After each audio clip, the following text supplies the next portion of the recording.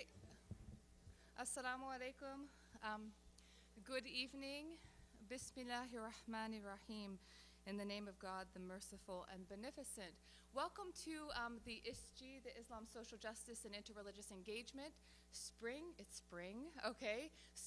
public event. And thank you for coming on our rescheduled date. We're having a lot of precipitation around this particular event. So luckily today we were not canceled precipitation, but just rain.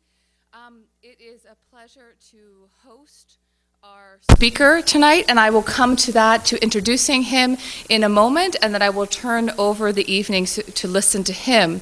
Before I do that, however, I want to give you a quick rundown about what ISG is and what we do. There are some cards in the back, this card, that has a listing of our programs, but also all of our handles and social media connections. So if you want to be in touch or follow our programming, there's also some really cool buttons from our original launch event. It's a verse from the Quran about justice, so they're free for the taking in the back. But just let me take a few minutes and introduce myself and ISG. My name is Dr. Jerusha Lamte. I am a professor of Islam and Interreligious Engagement here at Union Theological Seminary.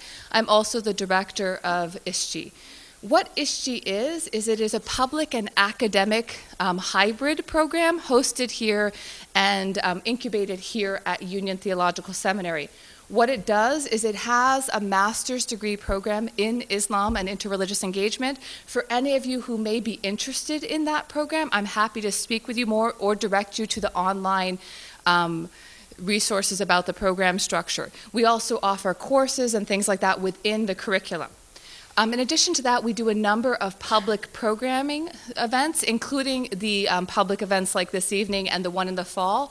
But we also have a faculty cohort, which is New York City-based faculty at different universities that get together to discuss the way in which Islam is presented in the public square. So including media, including museums, including op-ed pieces, and to talk about how academics can be or should be involved in that public discourse.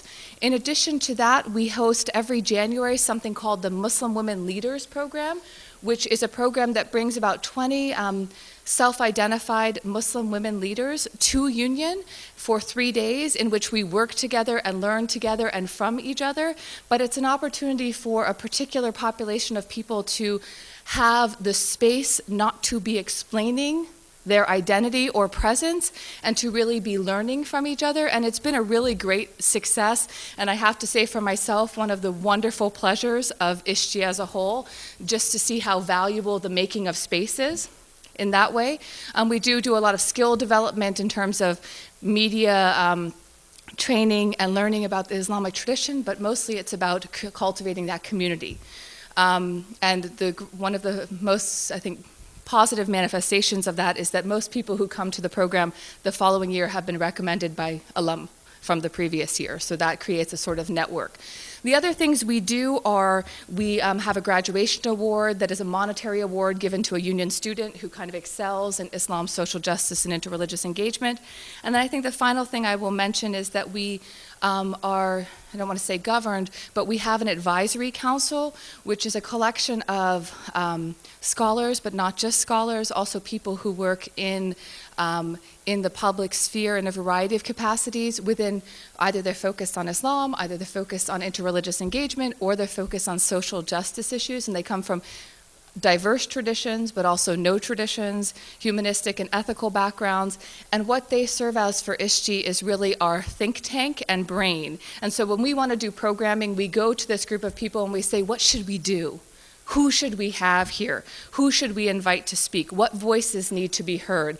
And we've tried very intentionally to cultivate an advisory council that is not only religiously diverse, but also racially diverse in terms of gender and sexuality, and also in terms of professional occupation. So we have people who work on ecological issues, and we have people who work on incarceration. And so that brings me to the final thing that I will say in my boring directorial role, which is that the real reason for ISG is to try to incubate, and I used that word already, incubate thought within the Islamic tradition on these pressing social justice issues. So of course tonight we're going to hear about Islamophobia, and this is one of the pressing issues, but it's not the only issue with which she is concerned. We are concerned with issues of climate change. We are concerned with issues of incarceration and poverty. We are concerned with issues of profiling that stem outside of the Muslim community, but also within. Racism, that is not a non-Muslim issue, if you know the demographics of the Muslim community in this country. And so what we're really trying to do is bring together diverse cadres of people that can incubate thought that stems out of the Islamic tradition, responds to pressing needs, but does so from the ground up in interreligious conversation. So we are not trying to have a closed-door conversation just among people who are Muslim self-identified. In this context, that does not work. We don't ever have the privilege to just have conversations among ourselves. None of us, even if you come from the dominant traditions in this country. And so that's just a little background on ISHTI. I encourage you to get in touch, follow us, because we post all of our events and opportunities and workshops and educational programs. With that, I am going to move to introducing our guest speaker tonight, from my phone, of course. So I'm not just like checking my email in the middle of this process. So as you know, the title of this evening's program is Cultivating Ethical Responses to Hate and Islamophobia, the autobiography of a Sikh American activist. Our speaker this evening is Dr. Simran Jeet Singh, and I'll read his bio.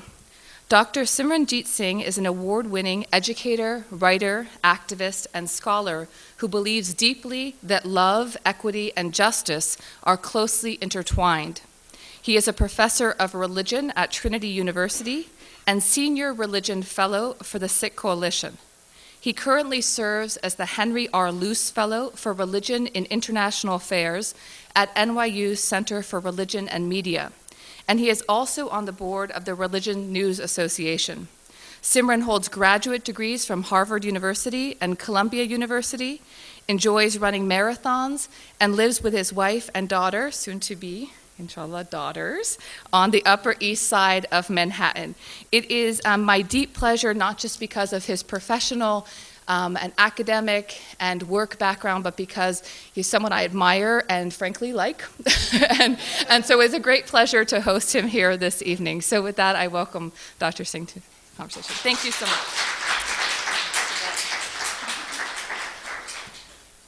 Thank you. I was hiding in the back so that I wouldn't have to sit in the front during my intro, but I have to sit up front. No, that's right. Thank you, Jersha, for the kind words, and it's a pleasure to be here and to be a part of a program with ISHTI. I mean, it's something we've been discussing for quite some time now, and it's wonderful to see how it's blossomed. So, thank you for that, and thank you all for being here despite the rain and the rescheduling, and I think it's a particularly interesting day to be having this conversation, given what's happening around the country, around the world, with what was billed as Punish a Muslim Day. Then we saw the response as Love a Muslim.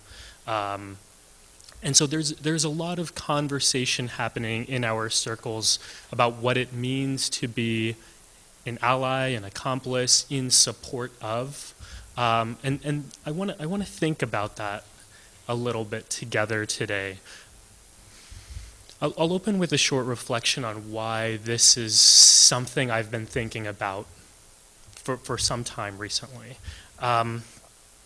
Clearly it's personal to me, right? Like, I'm a Sikh, I have a turban and a beard, and in many ways I fit the exact same stereotype that most Americans have of who the enemy is in this country, right? And that's a terrorist, that's a Muslim, that's whatever language we want to use for that category. That's who we look like as Sikhs in this country. And so it's something I've been dealing with all my life. In many ways, it's sort of shaped me in my professional trajectory. But there are particular moments that stand out to me that I've been reflecting on as I think about what it means in this world to be responding in a way that reflects our values. And I'll talk just very quickly about a moment from last summer, partially because I'm thinking a lot about summer right now, like I think a lot of us are, but partially because it was an incredibly instructive moment for me in thinking about this stuff. So I was on the Upper East Side where I live in our neighborhood. I was walking down the street, and I heard someone yelling from across the street, shouting, angry, and like a good New Yorker, I made sure not to look up and kept doing my own thing. and as it came closer and it got a bit louder, then I did what a New Yorker would do, and I looked up to make sure I was safe. And it was a woman. She was older, she was black, and she was yelling racial slurs at me. And again, I've been dealing with this stuff all my life. I feel like I have a good sense of how to react in different situations. But in this moment, right near my apartment, right in my own neighborhood, I froze. I didn't know how I wanted to respond, so I just didn't. I kept walking, she kept walking, yelling at me as she was going by, and that was it. And I'll admit, and this is something that's a little bit sort of uncomfortable for me to admit, it stings a little bit more. It's a little bit more uncomfortable when it's a person of color who is subjecting me to racism. Because I know it's not a fair expectation to have of someone, but I do like to think that people of color would know better based on their own experiences, right? That's just how I've felt personally. So it stung, but there was something else to it that was really bothering me, and that was, why did I freeze in that moment? Why did I not know how I wanted to react? And there are certain situations where I've chosen consciously to not react, right? That's a decision. There are moments when your security's at risk, or when you're with family and you don't want them to be threatened, right? And so those were conscious decisions. This was different for me, and I didn't know why and what I would have wanted to do. So I asked my friends. I went online, as we do, and I crowdsourced. And I said, hey, this happened to me, and what would you have done? What would you suggest I do next time? And as happens with crowdsourcing, I got good ideas, and I got horrible ideas. and the ideas that were horrible, they were horrible because of two reasons that are really important to me. One is they were not constructive. They, in my opinion, only furthered the division, right? They said, well, why didn't you yell something racist back to her so she would understand she was being hypocritical, right? And that to me does not look like an ethical response. And the other problem with it was the bad advice I was getting was that people were suggesting that I did things that did not seem to be in line with what I believed or who I wanted to be. And so that's why I dismissed those. But the good advice that I got, and I got quite a bit of good advice, I took very seriously. And I'm so glad that I did, because the next week, I was running down, I was in my office at NYU, I was running home, and I was doing the long route marathon training, so I was on the west side on the Hudson River, here I guess. And I was just by 66th or so where that grassy area is, and I had my headphones in, I couldn't really hear too much, and I just heard people yelling. And I looked over, they were looking at me, I pulled out my headphones, and I just heard fucking Osama, fucking Osama. And in my response, which was it's a very common response for when I'm working out, I try and ignore it, do my own thing, and then, just continue enjoying my workout. But I reflected as I continued running on the advice I had received, how I felt the week previously, and I decided to turn back. And I went back, and I approached the three people. And these were, three young black teenagers, one male, two females. It was the guy who was yelling at me, probably 18, 19 years old. So I was looking at him like, hey, this is one of my students in a classroom. And immediately I walked up to him, slowly, so he wouldn't feel threatened. And he wasn't looking at me as I walked up, but he knew that I was coming. He was facing my direction. As soon as I got near him, he looked up and he put out his hand. He said, hey, I'm sorry, I shouldn't have said that. And I didn't reach my hand out back, and I said, hey, no, you have to listen to me now for a second. It's not that easy. And we had a very, very simple exchange, right? He was being deferential, he was being gentle, and I was saying, essentially, and this was advice I had received from my friends. I said, you know that people in your community, your family, your grandparents, your ancestors have dealt with similar sorts of racism before, right? And he was like, yeah. I mean, that's an obvious point, so it wasn't particularly profound to him, but this was sort of the first step in the shift. And I said, you know you're doing the same sorts of things that oppressed your community, right? And he was like, yeah. And then I said, it's hurtful. It's especially hurtful when people yell stuff like that at me just because of how I look. And then he looked up at me and he was like, yeah, that was really messed up, I'm sorry. And it was sincere. And it was, he said, I'm sorry, it was sincere. I reached out my hand, I said, no problem, just think about what you're doing going forward. And he said, yeah, for sure. And then I went on my way. And this moment, it's not, I haven't had a moment like this in my life. I've had moments, I guess, similar, but this was particularly profound for a few reasons. And the most powerful for me was, I knew if I had not thought about for the past week continuously how I wanted to be the next time that happened, there is no way that we would have walked away feeling positive. Right? He would have continued to be the way that he was being. I would continue to feel the way that I was feeling, and nothing constructive would come out of it. But instead, right, this intentionality flipped our experiences entirely, right? And we don't know how things change, right? There are moments in your lives where you have these aha moments, right? These profound moments where you shift your behavior entirely. I've had those myself. And a lot of times for the person who has that moment, right, that changes their life. For the person who initiates that moment, right, like your teachers, it doesn't mean as much to them as it to the teacher as it does to the student. But those things can be life-changing, and they can be life-affirming. And so that's what I want to think about today. That's the approach I want to take today, right? There are plenty of conversations that are being had, and they're critically important, about how can we be a good ally? How can we be a good accomplice? How can we be an upstander rather than a bystander? And those are important, right? I'm not dismissing those. I encourage everyone to participate in those programs. But there's something a little bit different that I want us to think about today, and that is,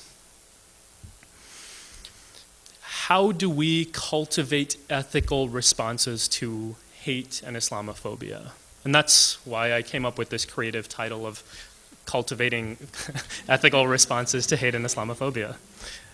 And my approach is to draw from a few different pools of experiences. Those that I have myself personally, growing up as a Sikh. I was born and raised in Texas, and so you can probably imagine I had a few encounters. There's also a pool from which I want to draw that is specific to my professional path as an academic, right? I've been researching and studying these issues for quite some time now, and I think I've come up with a few things that might be interesting and relevant for you all. And the last is, as an activist, as a racial justice activist, I work for the Sikh Coalition, which is a civil rights organization that was born the day of the 9/11 terrorist attacks, as the Sikh community was scrambling, trying to figure out how do we deal with this violent backlash that we're experiencing. So those are the three different pools of experiences from which I plan to draw. And let me just talk very briefly about why the Sikh experience is so important in thinking about what is happening with Islamophobia at the intersection of racism, right? Sikhs occupy this incredibly unique, interesting situation where they are some of the most visibly marked minorities in this country, in the world. yet they feel invisible because very few people actually know who they are. Right? The most recent studies we have show that 70% of Americans could not identify a Sikh if they saw a photo of one. And I don't think that's particularly shocking to any of us in this room. But I think what's interesting about that, as we think about the way that racism works in this country, is that based on particular moments in time, when a community is not known, when an identity is not known specifically, they are then othered into another racial category, right? And it doesn't matter if they actually identify as that or not, right? Like, so after 9/11, that racial category for me became a Muslim. And it didn't matter to people who saw me on the street whether I was Muslim or not. That was all of a sudden the community to which I was to which I was beholden in some sense, right? I was placed into that category. And in Texas, I think my babysitter was Muslim, and that was the only Muslim I knew. So it was this very strange experience of my reality did not at all jive with the reality of those who were out there seeing me every day. So I think that's one important aspect of the Sikh experience. And the second thing that I want to mention about the Sikh American experience is that we can use it as an example of what authentic solidarity looks like. And I say this as someone who has been working on the front lines and studying this as a scholar. There has been, to me, and this is the book project I'm working on, a remarkable consistency that comes in the face of hate violence that Sikhs experience, even when it's not intended or meant for them, right? So when Sikhs are attacked in Islamophobic hate, there has been a consistent pattern of not deflecting that hate to another community, right? Instead, the Sikh community has, every time that I have seen, said, that's messed up, and it's messed up that you thought it was okay to attack a Muslim. And that, I think, is for us an interesting thing to look at, because these are the most vulnerable moments for individuals. And I want to talk about a couple of these. Let me first sort of set the ground by talking about, we build this as an autobiography, so I have to share some awkward personal stories. The first moment of racism that I can remember in Texas, and there's some incredibly powerful moments that come out of these. Probably the most important lesson I learned about dealing with hate came when I was in 4th grade. I had 3 brothers growing up, so there were 4 of us. And my mom took us to my older brother's 5th grade class party, all 4 of us, and we walk in. We'd been going to this roller skating rink, regularly. It was right by our soccer fields and our baseball fields where we played. And so we walk in. They must have had a new manager, because he looks at us, looks at our mom, and says, no, these guys can't skate with those things on their heads. And, this was not the first time we had this sort of interaction, so we sort of hung to the side while my mom tried to explain why we wear the turban, why it's religious, why we can't take it off. But this was the first time that the person of authority would not budge, right? He insisted that we would not be allowed to skate. And we weren't privy to this conversation. My brothers and I were messing around in the arcade, and I came back to get quarters from my mom, because it would be more fun if we had quarters. and I walk over, and I saw her crying. Like, there were just tears streaming down her face, and I had never seen her cry before. And I'm in 4th grade. I don't know what to do, so I just start crying. It seemed appropriate. And she walks over to me, and she says, why are you crying? And I said, it's not fair. They should let us skate.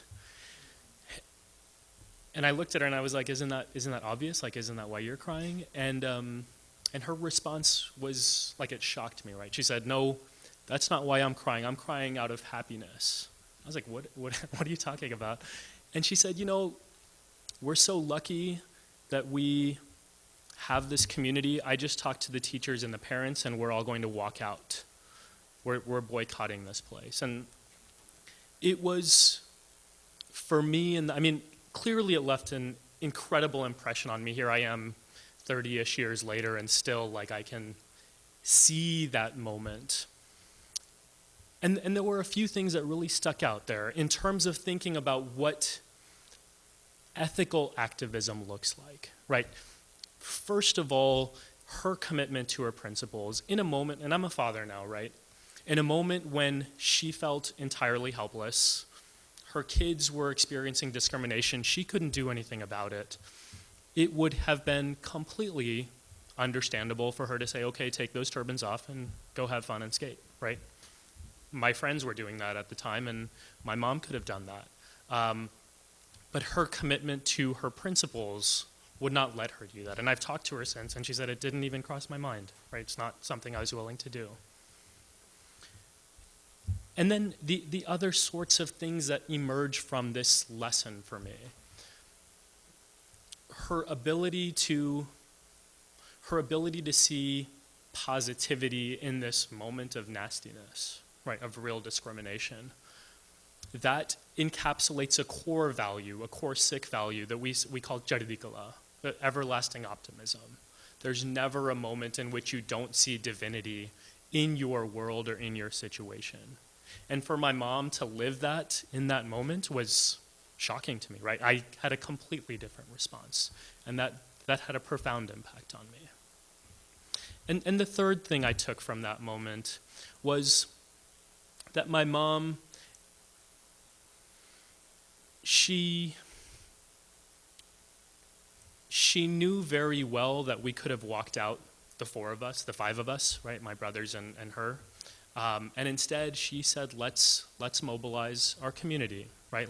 They're not being affected, but it matters, right? And so there is far more power in bringing people together and acting in unison than there is in making a display or a protest that is isolated in some sense to the community that it affects. And she was able to bring these people together, right? So in this moment, this early moment of my life, I'm witnessing my mom doing these things that would lay a foundation for me. And that evening, we went home, and my dad used to do this thing every night at dinner where he would say, what makes the love go around, and we would ignore him, and then he'd ask again, and we would ignore him. And then he wouldn't let us eat until we answered the question, so we'd roll our eyes, and we'd say love. And that was the right answer, and then we got to eat. So none of us liked that conversation, right? But it was sort of our ritual. And so we had that conversation, or that sort of ritual that evening, and then he moved into something very different. He usually then asked, how was our day, what did we do? And instead he said, your mom told me what happened today at the party. I'm sorry that happened to you. I hope you saw what your mom did today and learned a lesson from it. And the lesson, he said, was you can't control how other people treat you, but you can always control how you respond. And what your mom did in this moment was she did what she thought was right? No matter what that might have meant. In unconditional form of ethical response. And so this is like, we're in fourth, I was in fourth, my older brother was in fifth grade, we're kids, but we are learning these values through our experiences with discrimination at an incredibly young age. And so there's something very interesting that I have been sort of reflecting on about my personal experiences in relation to the broader Sikh community as I branched out of Texas and met real life Sikhs. And that is, there is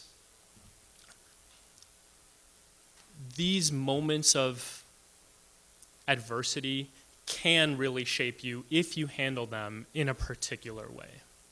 Right? I don't think I'm saying anything particularly new when I point that out, right? Like, you can learn from adversity, right? You can grow from challenges that you face.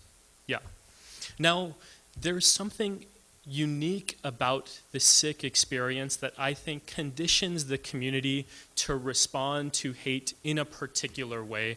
And I just want to sort of present that to you all, and I'll be happy to sort of hear any sort of feedback that you all have.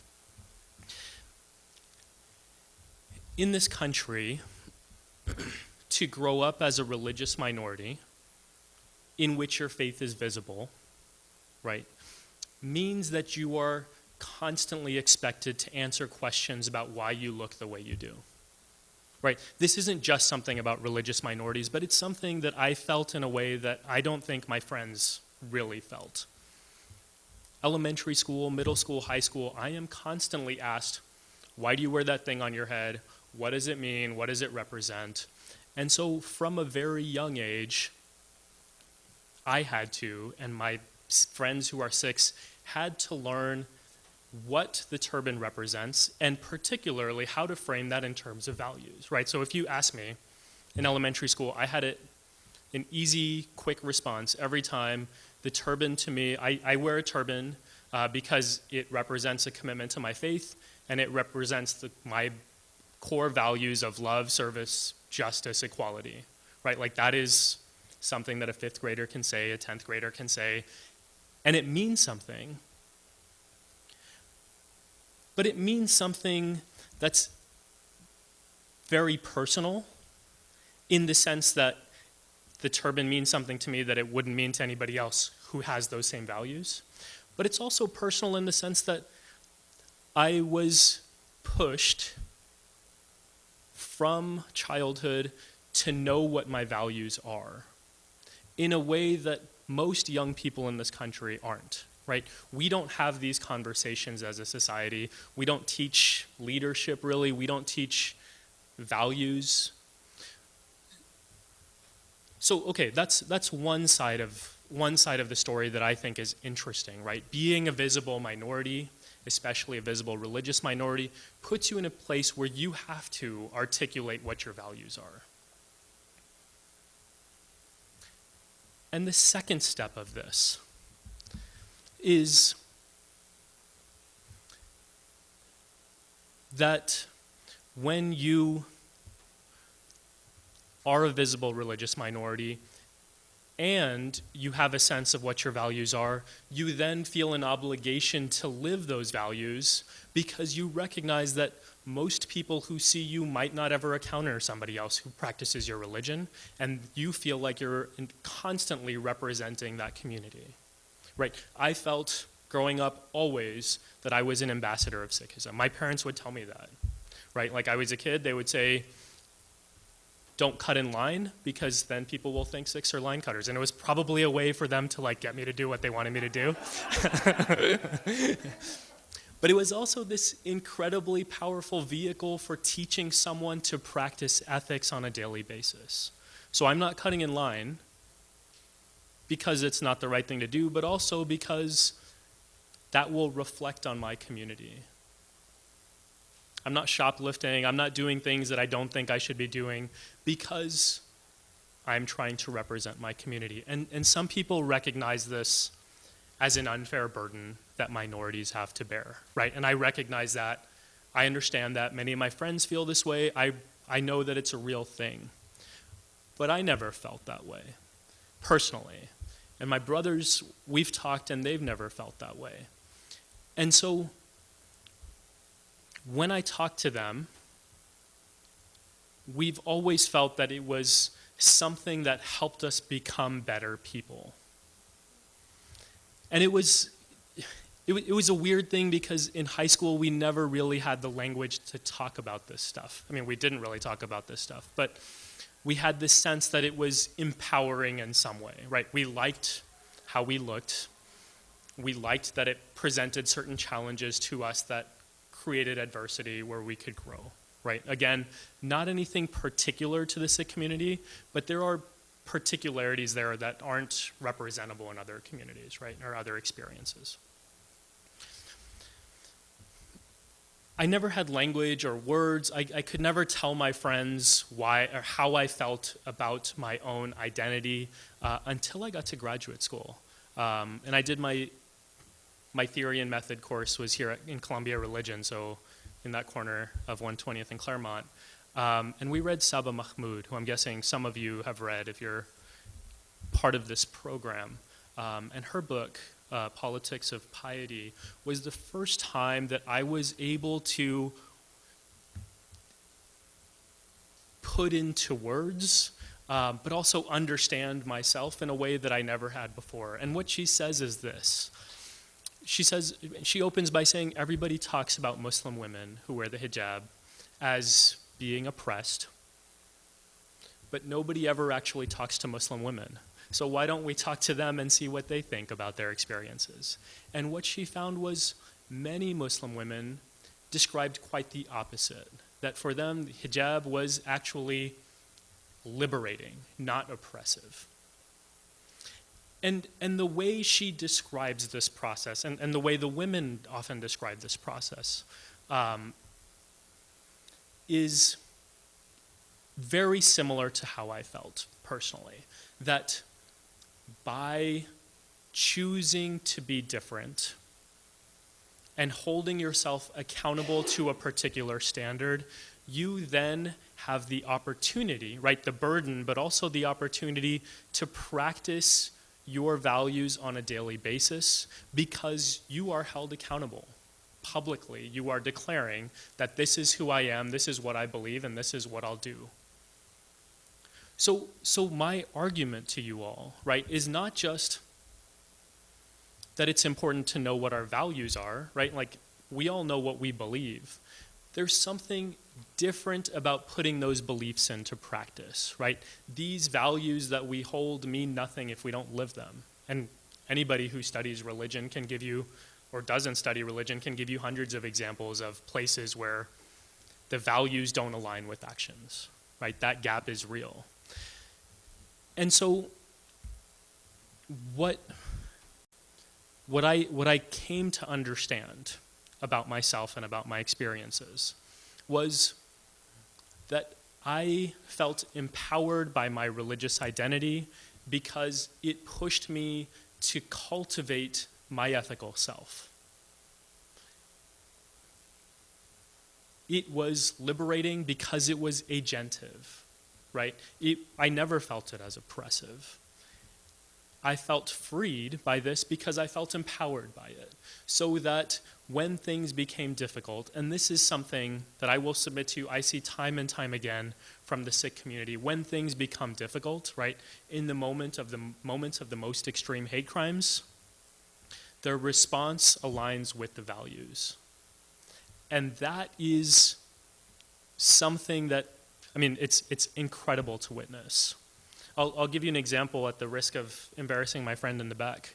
But that's Dr. Prabjot Singh. You're welcome to look at him if you want and make him feel uncomfortable. So I was a student doing my PhD here at Columbia, and he was a professor here at the time. And we were close. We still are. And we may not be after me sharing his story.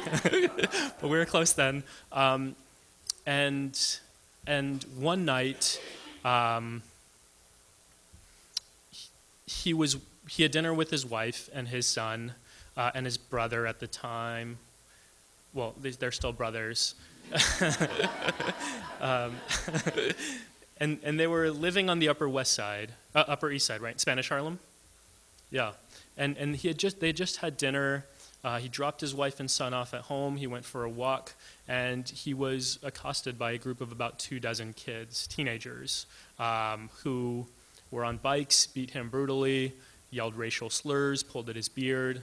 I got a call from his wife immediately saying, he's been assaulted. And I actually made it to the hospital before Prabjot's ambulance did. And he couldn't talk. He had his jaws fractured and teeth dislodged, and it was brutal. And what I was struck by in that, it was very personal for me because this was one of the first times that I felt like it could happen to me in a way that I hadn't really felt before. But one of the things I was really struck by in this experience was that Prabjot's response he was very much committed to dealing with this in a humane way that aligned with his values. And so we would have conversations about, okay, these teenagers were black, to get them into the system would not be justice, right? Because we don't really have the same faith in the criminal justice system. And so what would it mean to actually deal with this in a way that reflected who we were as Sikhs? And Prabjot's primary message coming out of that was that he didn't care as much if these kids were caught. He wanted these kids to be taught. Right? And so it's just another example that really demonstrates that in the most extreme situation of vulnerability, this ability, this commitment to living one's values can be an incredibly powerful thing. And there's another sort of way in which I'll describe this, and then I'll stop. The standard response from the Sikh community to experiencing anti-Muslim hate has been a two-step response that is very much rooted in our core values of love and service and justice, right? Those are the three core values. And it's a two-step process. The first is a moment of education, to say, I'm not a Sikh, I'm not a Muslim, I'm a Sikh. But it always comes with it's always tied to a second step, which is, even if I was a Muslim, what you're doing is wrong and unacceptable. And this for us has become the standard response that reflects our ethical outlook, right? It would be much easier, and people have suggested this to us, to just say, hey, we're not Muslim. Go get those guys, is the implication, right? And we reject that because we don't believe that deflecting hate to another community is right? It's just not an option for us. But this is, again, it's not something that is a strategy. It's not something that we do because it's tactically better. We do it out of a commitment to an ethical framework. Another example that I'll give you is a very similar one. The standard frame for explaining violence targeting Sikhs that is meant for Muslims, right? Islamophobia targeting Sikhs. The standard frame is describing it as mistaken identity. And the Sikh community, I've been a part of these conversations. Leaders in the Sikh community have felt incredibly uncomfortable with this framework because they have felt like it makes them complicit in suggesting that there is a correct community that should be targeted. So the Sikh community has been actively working against rejecting the mistaken identity framework. And our advocacy group, the Sikh Coalition, it's a standard practice. Any media interview you give, you are expected to tell the journalist, hey, this is a problematic framework, please don't fall into it. Right, that is an ethical commitment of ours. I've written scholarship on this, and I won't bore you with the actual scholarship. But I actually I see it as a scholarly intervention, right? I want to change the way we think about this stuff. I think it's intellectually more helpful if we think about it in the frame of racialization, right? In the way we think about other racial issues in this country, as opposed to mistaken identity. But I primarily think of it as an ethical intervention, right? And I think that's what you will see consistently from the Sikh community that I have been especially inspired by, right? This ethical intervention is what really matters. And then you might have, well, this is strategically better, this is intellectually more precise, right? All that stuff might follow, but at the end of the day, the core of it comes back to ethics. So let me sort of tie things up here. Well, I realize that I'm coming to you with the false advertising of saying I'm going to give you some sort of answers, right?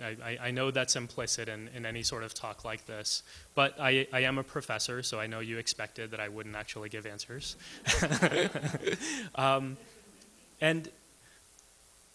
But I do think there's something for us to take away from this, and this is what I would submit to you all. I think this idea of identifying your values and then committing to practicing those values is incredibly powerful, right? That is when I'm looking out at the world and thinking about what we need, right, in responding to hate, that is, I think, what we need. Right? To me, it's not about particular actions that we should be taking, right? The actions matter, but there's something deeper that we need to do as a society to build. And I think what that deep work is the type of work you all do here at Union, right? We need to think about what are those values? What are we about? How do we want to show up in this world? And then really start cultivating that. And if we can start cultivating that, providing models, right, and living in the way that we want to be, then I think people follow. That, for me, is how we develop the ethical response, right? It's about really cultivating ourselves. Really cultivating ourselves in a way that's selfless, right? It's not actually about us, but it is. But it's also about our society. So, thank you.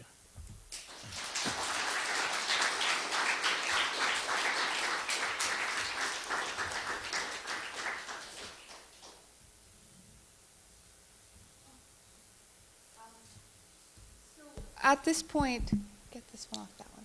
At this point, we're going to move into the second half of this evening, in which we'll have a Q&A format. Just a few caveats before we do that. We are recording, so you should know that if you ask a question, it will be recorded. So, and that goes along with my second caveat, which is please ask a question and also keep it concise and maybe pre-formulated so that we can get to as many people as possible. We'll ask that you raise your hand, and then we have volunteers throughout the room who will be coming and bringing these microphones to you. So once you get this, then you can ask your question if that works. I will take a directorial privilege for a moment and say that I'm very fascinated with the idea of the ethical response, not because the ethical response is something new, but because so many responses to Islamophobia and anti-Muslim sentiment, especially the racialized form, and please ask your questions about that if you don't know exactly what we're talking about when we talk about racialized Islamophobia. But so many of the responses are not geared towards this ethical cultivation. They are geared towards correcting misinformation. So precisely what you're talking about with among the Sikh community, the misinformation that could be corrected is that we're not Muslims, right? And you have pointed out that that's not been the tack taken.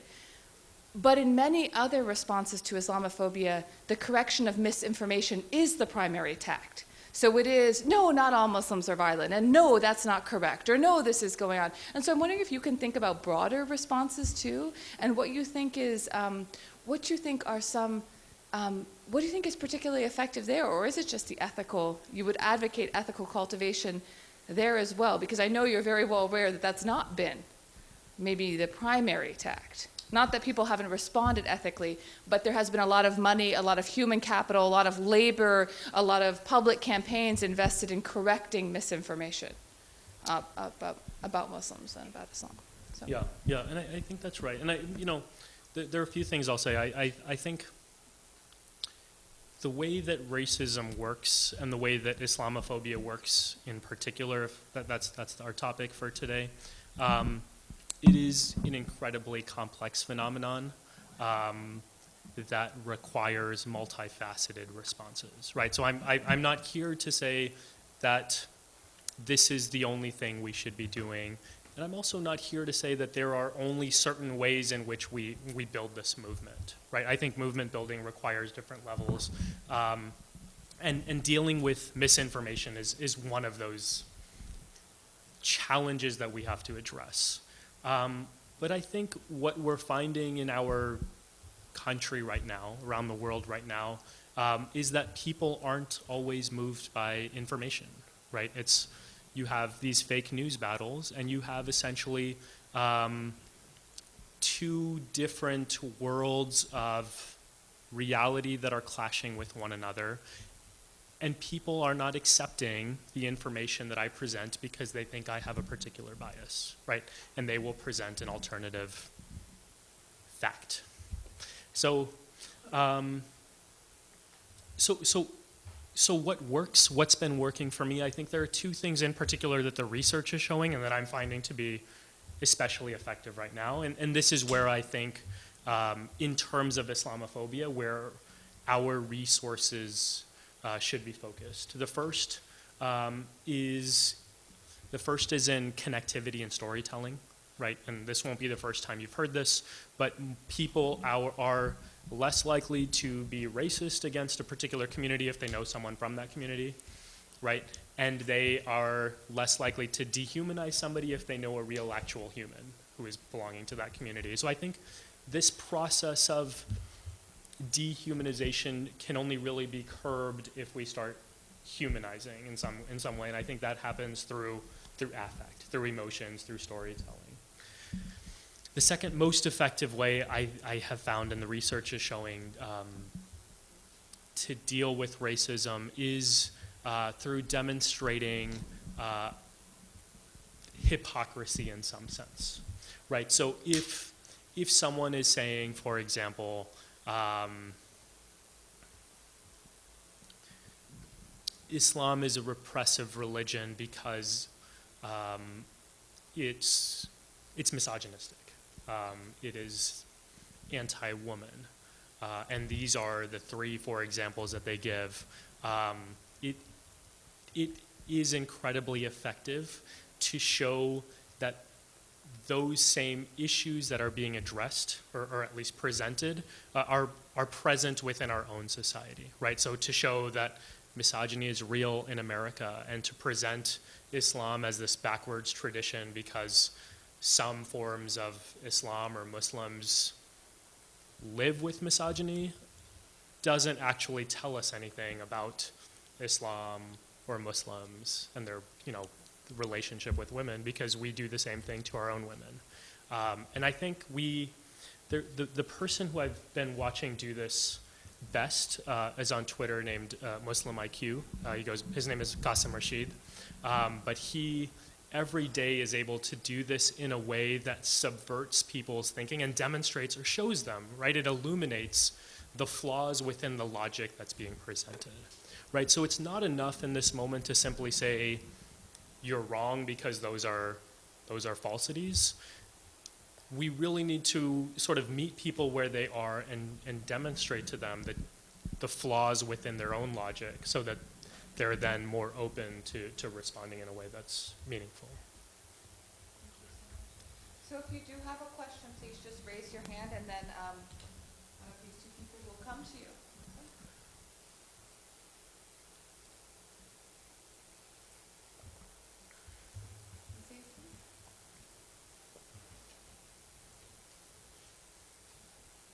I can wait forever, don't worry. I have students in the room, they know I can wait forever.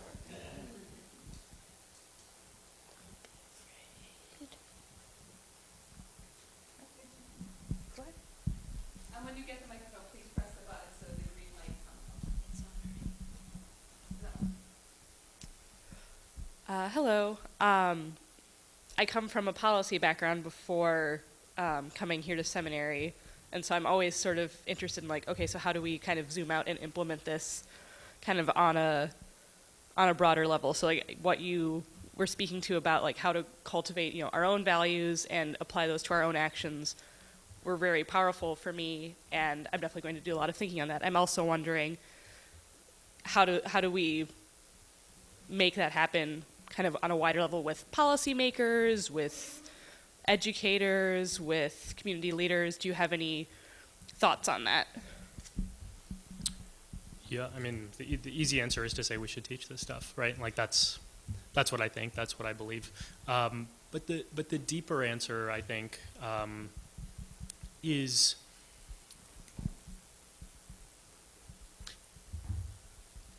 one thing that sort of we witness in this country growing up is that gap between the ideal and the reality. And what we learn, and I think why people become cynical, is the recognition that we only really do things when they become a priority in our society, right? Like if we wanted to have a shift in policy about how we deal with guns in this country, we would have done that, right? But it's clearly not a priority at this point, right? It would have happened years ago. And so I think what we're looking at in terms of how things change historically, especially as we think about softer things, like, you know, think what we teach and how we think about things, it really happens at, it only happens when our leadership decides that this is a priority for us. And so here's sort of what has been interesting for me in this moment where young people are incredibly engaged socially, right? We're looking at the response from the Parkland shooting and what these kids are doing and how many young people are inspired and getting involved in a way that my generation really never did, right?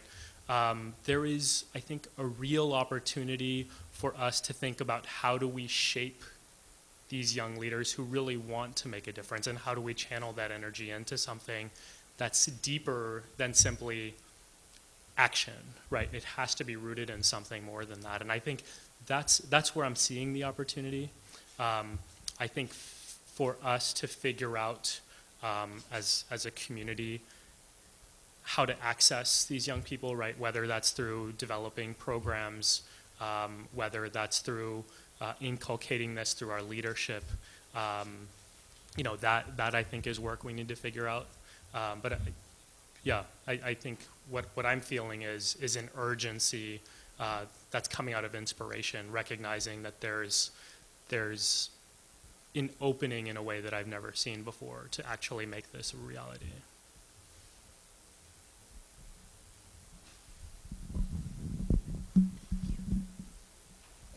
As the microphone goes back over there, one of the things, I'm teaching a course on Islamophobia this semester, and so some of the students in that class are here today, and we've been focusing a lot on cultivating responses, so not just hearing all the stories and seeing all the ugliness, but looking at what we can do constructively.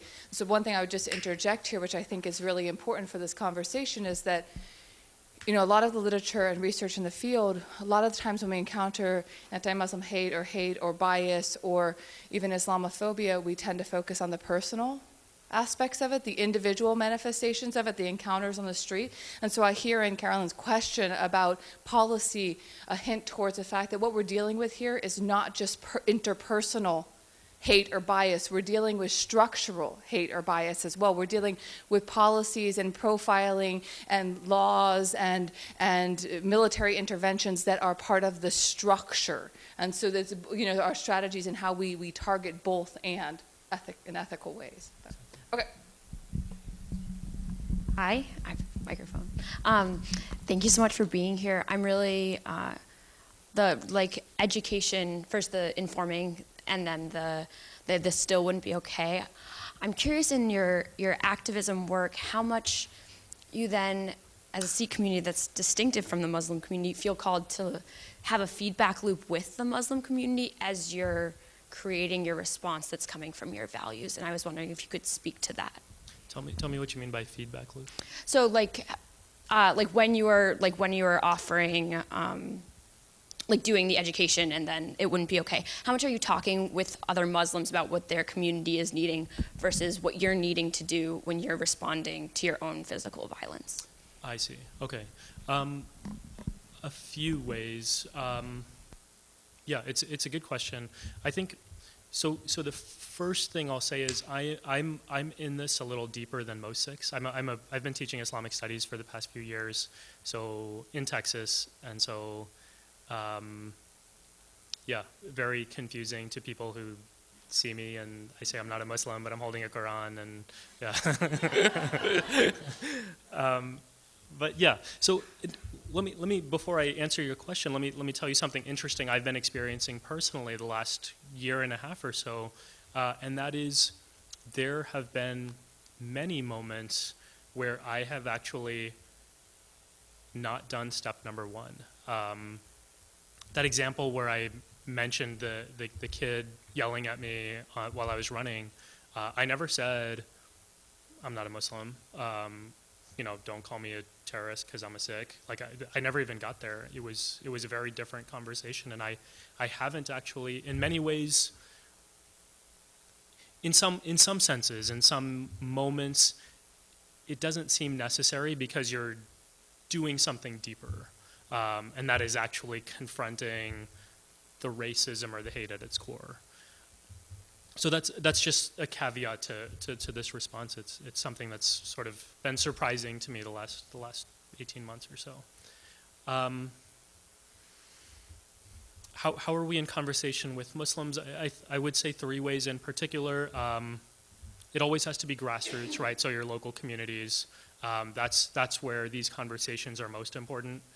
Second has been through Muslim advocacy organizations, and that happens through my work at the Sikh Coalition. We've become in very close relationship with all of the sort of what is now called the MASA groups, right? The Muslim, Arab, South Asian Sikh organizations. And we're in constant conversation with one another about how we work together. And the third is through the Islamic Studies group, the scholars. And so, I mean, in a sense, you can think of it as a feedback loop that is hyper-local, grassroots, national level through advocacy organizations, and then, sort of the big overarching picture that comes through the scholarly lens.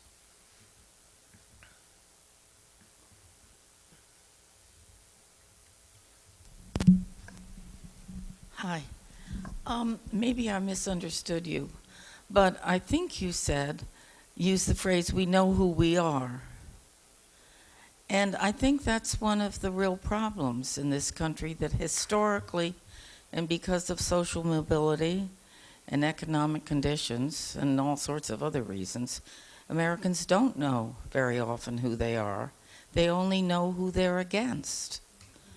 And I think that's one of the really deep problems that we have.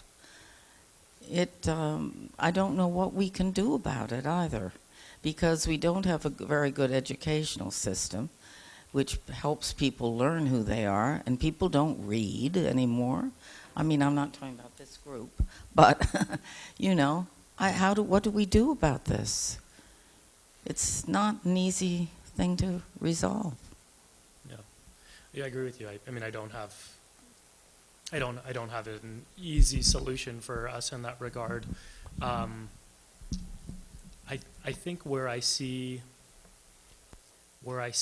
people making this work is primarily in spaces of education. I don't just mean in classrooms, right? But in interactions where they are hoping to connect with the other person and show them something different.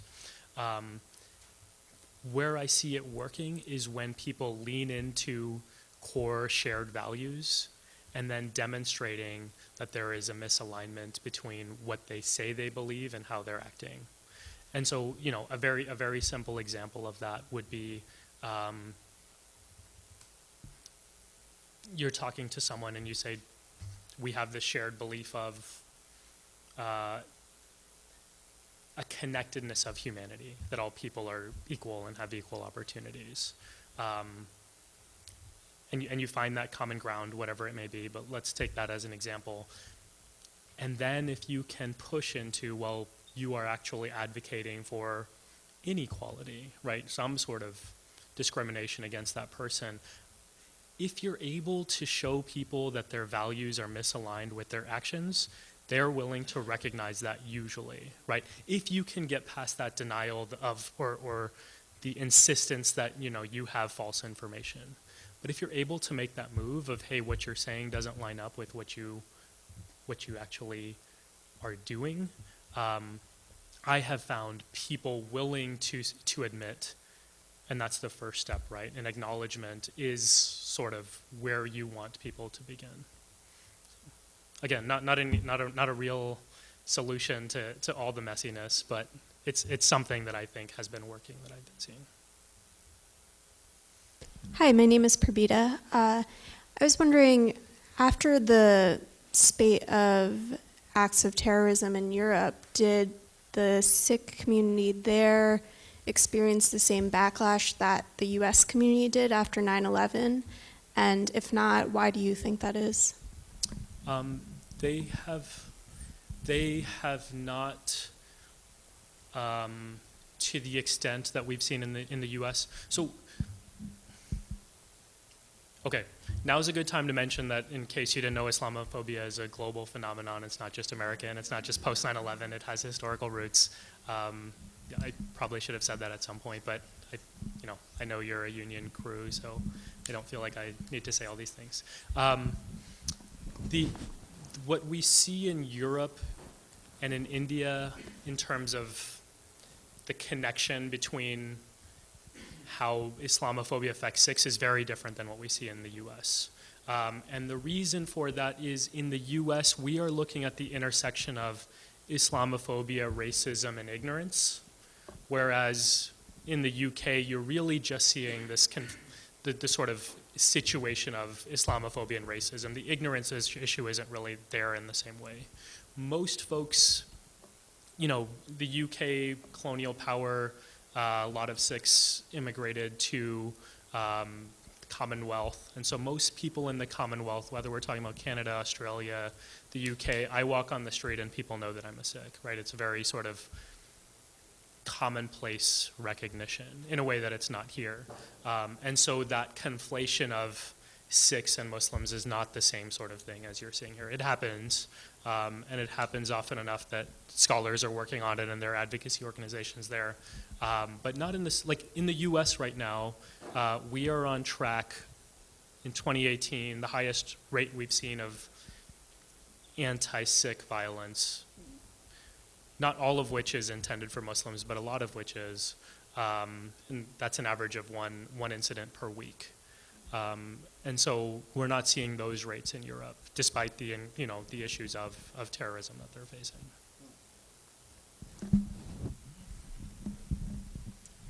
Mine is not a question, but more a comment and an expression of gratitude to you for sharing some very difficult, vulnerable moments in your life. So thank you for that.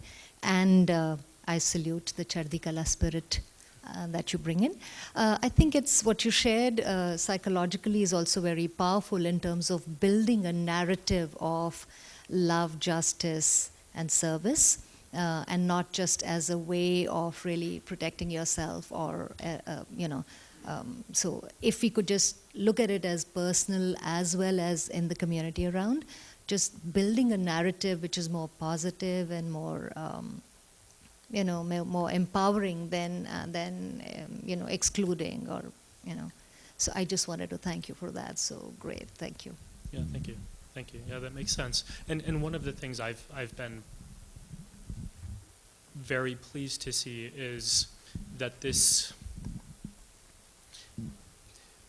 so post 9/11, there is a new intersectional understanding of Sikhs, Muslims, South Asians, Arabs in a way that these communities weren't on the same page in the same way before. And one of the things I've been pleased to see is in the time since, especially in the last few years, intersectionality has become a standard assumption, operating assumption for millennials. So when I was a kid, no one ever used that language or thought in that way, and now we know that there is a connection between anti-black racism and Islamophobia and misogyny and all these things. And so, yeah, just to sort of echo your point that this way of viewing oppression is much more inclusive, but it's also more powerful because it actually allows us to see what's happening in the world, and then we can develop solutions for those problems. Thank you.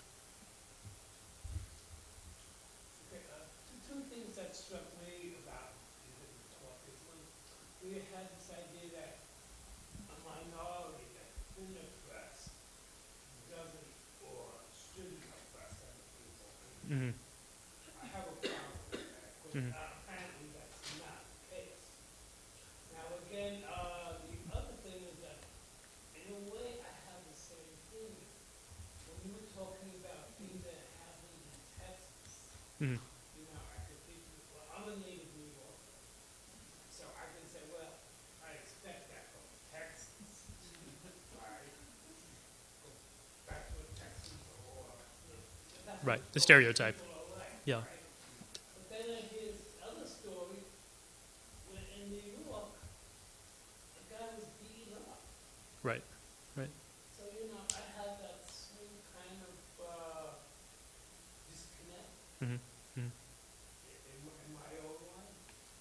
Yeah, I appreciate you pointing that out. That was very intentional on my part. I shared examples very local to New York for the purpose of making it real for us, right? Like, we like to think of racism as something that doesn't happen in our world. As I was mentioning, even in Prabjot's case, I had never actually felt that I could be beaten in a hate crime, even though I had been studying, working, knew people, so it is, I think it is important for us to point out that sort of disconnect. For your other point, about it was more a sort of, it's wishful thinking on my part. That's what it is. I wish the world worked in such a way that when someone had an experience of oppression, they would then avoid doing that to someone else. That's sort of more what I was trying to articulate. Yeah.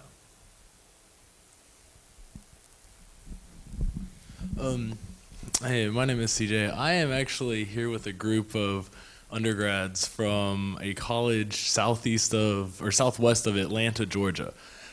So we're a community probably not unlike your community in Texas with very, very little religious diversity other than Methodists and the Baptists. And so do you have any advice for cultivating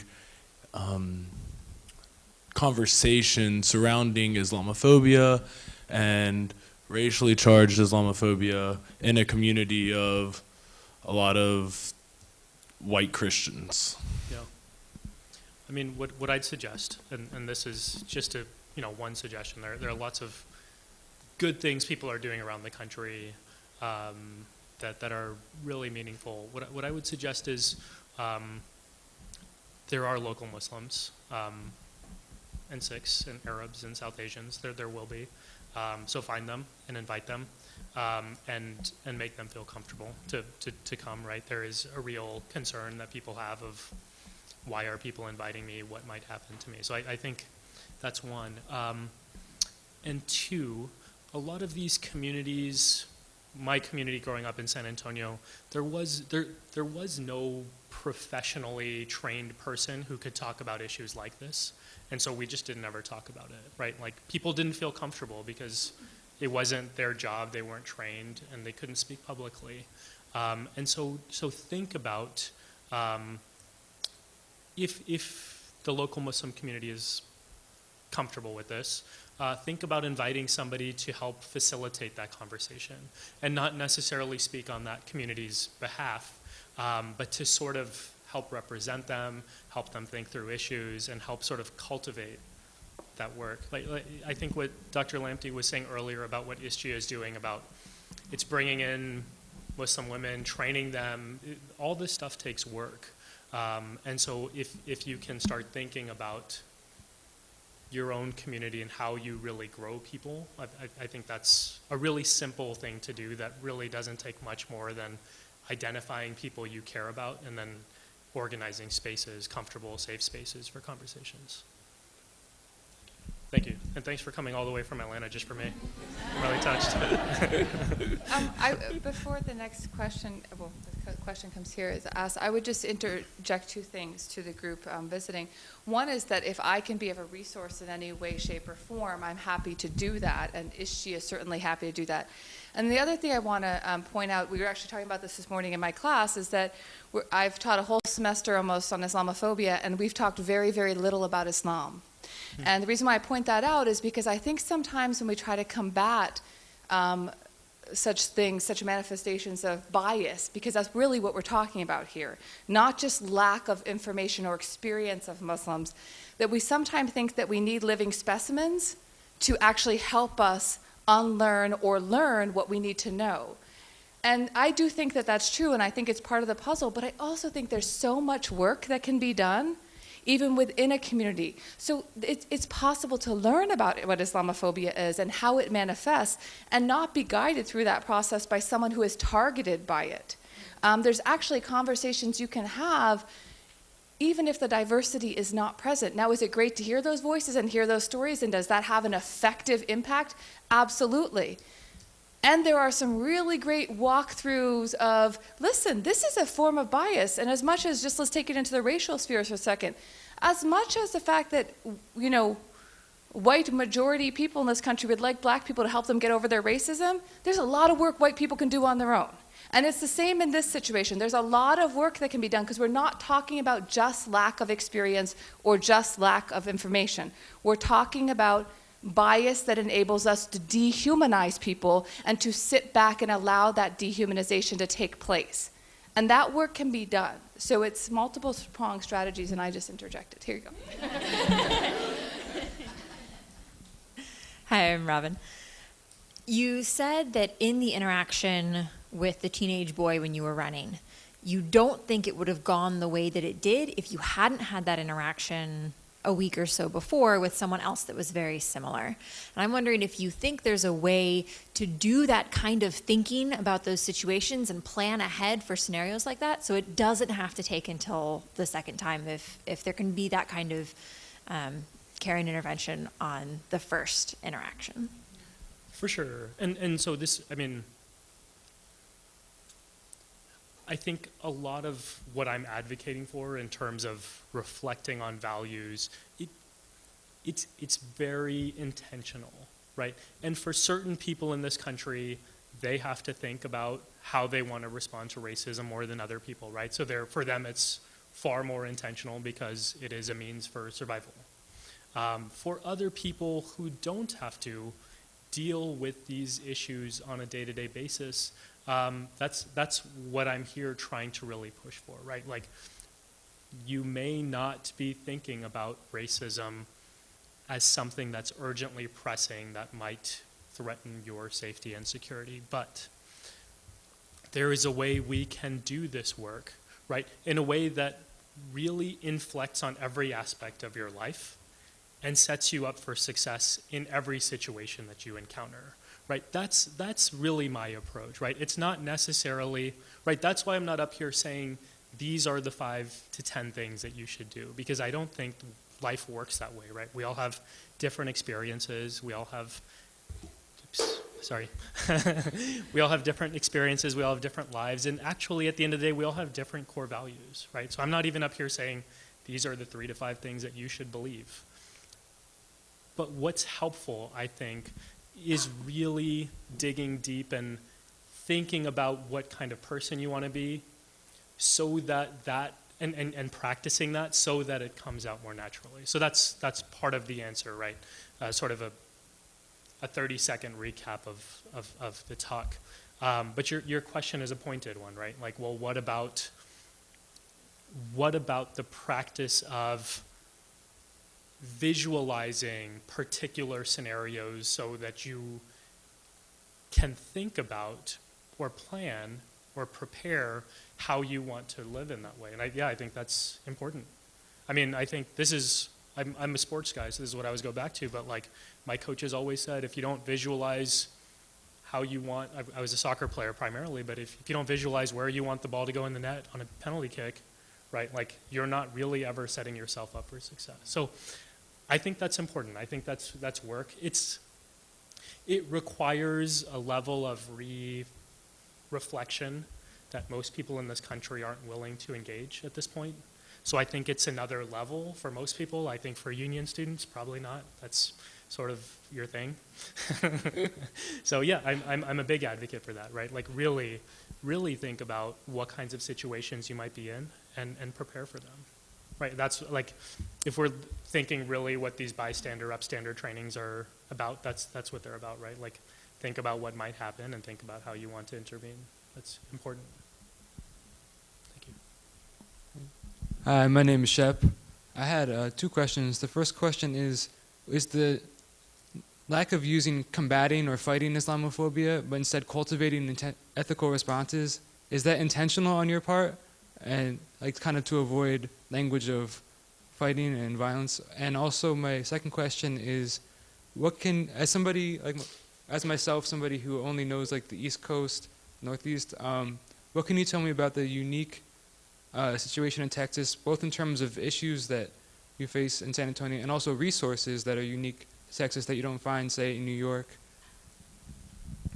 Good questions. For this particular talk, I used Cultivating because I really wanted to access this, the intellectual piece that I did with Saba Mahmood and Foucault's ideas of technologies of the self, which she works with, and I didn't mention it specifically, but it's really about this idea of how are we thinking about our own ethics. So that was intentional here. In other contexts, people have critiqued me for using the words fighting and confronting, more violent language. And some people don't like that. I don't have a problem with it.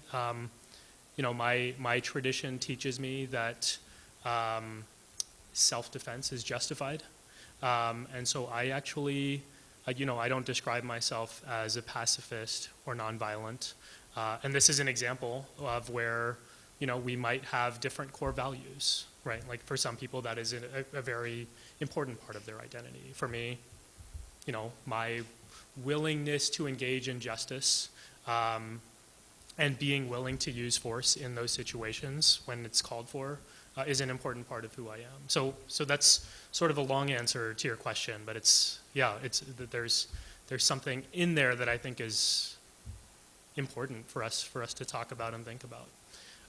Your second question about Texas and New York, I've had this interesting experience the last couple of years where I was living in both places at the same time. My wife and daughter were living in New York. I was teaching in Texas, so I was commuting every week. And the interesting, unexpected thing that most New Yorkers don't believe is that I received far less hate speech while I was in Texas. And I think part of that might have to do with like Southern politeness. Part of that might have to do with population density, right? Like here you're walking around and like you're crossing, if I'm running, I'm crossing paths with like thousands of people a day, whereas in Texas I might see 1,000 people a week. So there are all these different factors. But yeah, my general experience has been that I have faced more prejudice personally here in New York, at least explicit spoken hate speech. And from the Sikh Coalition, I can say as well, at least up until this year, the most common place where we would get hate crimes reported were in California and in New York. Now those also happen to be the two places where the Sikh population is the highest, right? So that plays a role in those numbers as well. But to your point earlier, right, we have these biases about how we think about different parts of the country, and they're not always true, right? Racism is real everywhere. Yeah.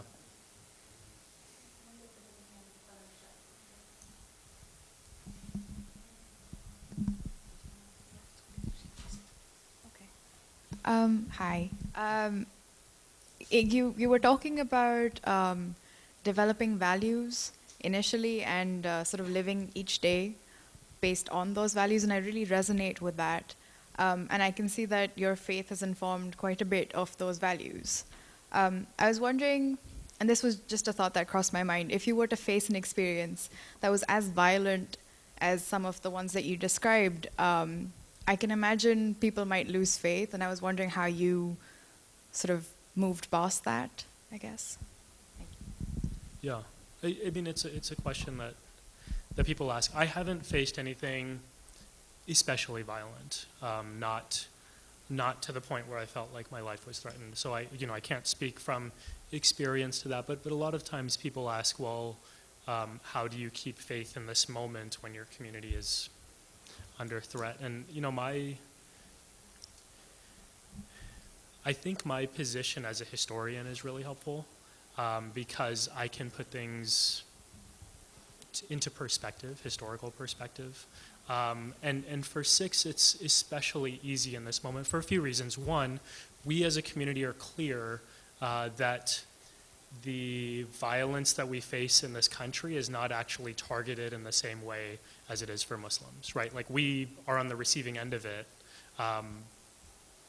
but the actual animus is towards Muslims, and that's something we're clear about. I think a second thing is for Sikhs, the situation of oppression and persecution is so historically rooted that we don't actually register what's happening to Sikhs in America as a serious threat to our well-being. And I don't mean that as like we don't take our safety seriously, but I mean that to say we, as a community, we don't think of ourselves as victims. We don't even use a word for that. We don't think about what's happening to us as particularly perilous. And actually, this is something I was just writing about today. The Sikh tradition is to be proud in the face of persecution, because historically for us, that's meant standing with our values for justice in solidarity with other communities. And so that's the model we have from our tradition. The most poignant one is from one of our prophets, our guru, our ninth guru, Guru Tegh Bahadur, who, when at the time a Hindu community was being persecuted, he stood for them, spoke for them, and eventually was executed for standing on their behalf for a community that he didn't even belong to. And we have, as a community, have held that up as a paradigm of what real solidarity looks like, that you're willing to give up yourself for someone else's rights. And so, yeah, for Sikhs, that's always been sort of the example to which we aspire. And so there's this like, almost like masochistic like pride that comes with the persecution of taking the more ethical and just route.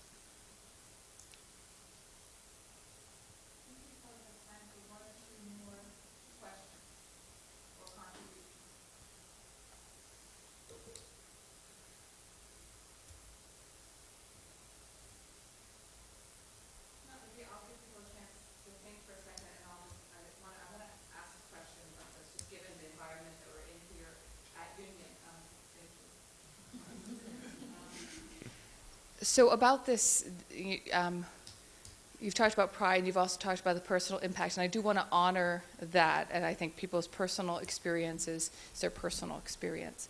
And since we're sitting at Union, which is the birthplace of kind of womanist theology and womanist ethics, which has really problematized the glorification of suffering, because suffering has been born on certain bodies in ways that it's not carried by other bodies, and in particular, womanist thought brings up the way that the poor black women's bodies in this country in particular have borne suffering, and how that fits into paradigms that glorify suffering. Mm-hmm.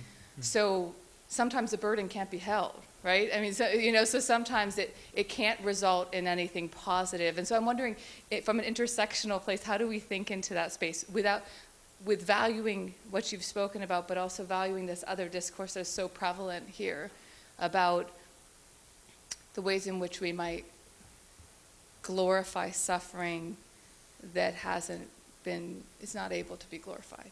Is not able to be cultivated into anything constructive because it's just been eviscerating and completely dehumanizing, and continues to be that. So this is a kind of off the course question, but we've talked a lot about that, and that theme is so prevalent here, about what we do with suffering.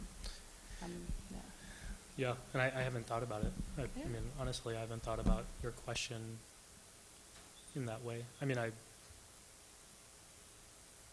I feel tempted to try something, but I don't have anything particularly smart to say. I think it's like a normal thing for me. One of the first thoughts that come to my mind is the tension we find in the Sikh tradition between suffering and liberation, and the ways in which our worldview revolves around the idea that we've heard in English and many times that, you know, my liberation is tied to your liberation, and my suffering is tied to your suffering, and vice versa. And so,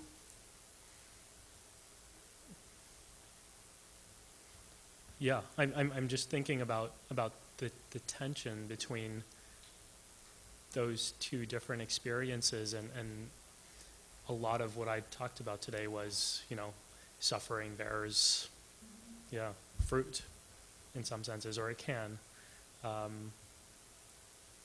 Yeah, I'll have to think about that. That's a good question. Yeah, I just posted it as a conversation question in some context. This is one of the things I would say that we have to benefit from. Yeah, thank you. Conversation. For sure. Thank you. All right, is there a final case we have questions? Are there any other questions after this? Okay, then you get the honor of being the final. Well, I really I really think what you're saying is very important to cultivate an ethical response. And I was actually, you already answered my first question about, I was interested that you said cultivate the response, and that it requires thought and intention. Because otherwise you just have a knee-jerk response when somebody attacks you. You know, it's a default position that you have to cultivate it. As that other lady was asking, like, how do you practice this skill? But so that was very interesting. But it reminds me also, right now in India, there's a project I'm sort of involved with where it's in the Indian, I mean, I'm making a huge generalization here, but usually in India right now there's a belief, because of the Indian value system of pluralism and tolerance, that there's no racism in India. They do, of course, acknowledge casteism and, you know, all of that, but the racism, which is actually happening a lot now against African international students and against people from the Northeast and so on. There's a lot of terrible things that are happening there.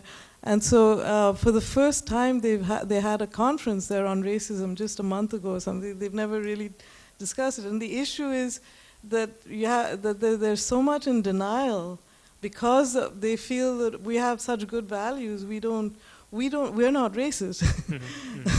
So the project is to try to lift the blinders and say, look, you are racist. You know, I mean, so it's interesting how this plays out. You know, the core values can be also a blinder. In this case, it seems to be a blinder for the Indian community. Right. Yeah, and we've seen far too often how religion can actually be a blinder for thinking about things that actually might be otherwise seen within the context of core values, right? So, yeah, it's a very interesting example, and I think one of the things that I think is interesting that's happening in America that might push new conversations, especially in South Asia, is that now we are seeing conversations about racism that are no longer just about anti-blackness, but we're actually talking openly about whiteness. And that is a lens, an angle for getting at how race works in South Asia through sort of the notion of whiteness and white supremacy and its particular manifestations in South Asia that might help us access racism in a way that anti-blackness doesn't really register in South Asia. So yeah, that might be something interesting to see there. But yeah. All right, thank you. And with that, I want us to thank our guest and thank you all for coming and participating, and all the volunteers and the people filming and facilities for setting up the room. But thank you so much for coming and spending time.